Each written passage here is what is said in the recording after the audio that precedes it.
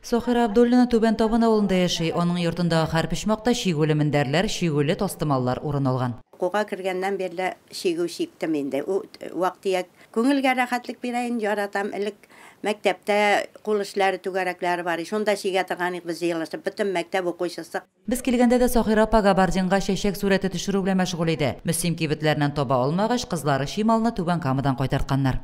Тостымаллар шиктем үзем кияүгә чыкканда, карават итәкләре, мендәр тышлары, пар мендәрләр шигеп алып чыктым үзем. Габардин дигән товарны 28-не шиккәнмен инде мин. 28 мендәр тышы. Сохира апа шигү бәйләүдән тыш мендәр юрган тышларын да үзе тегә. Шигү үрнәкләрен ул үзе уйлап таба. Күбесен тәрәзә шелтәрләреннән карап шигә.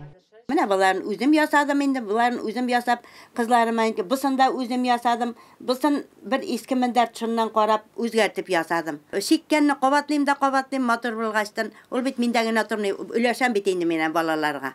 Сохира апаның балачакта төшкән рәсемнәре шактый, һәрберсендә ул яңа күлмәктән. Йөрәктә дәрт, беләктә көч булганда, яраткан эшемне дәвам итәчәкмен. Яшьләр дә кул эшләрен үз итсен иде ди Сохира апа. Лилия Шәймиева, Динар Минхаҗев, Мөслим телевидениесе.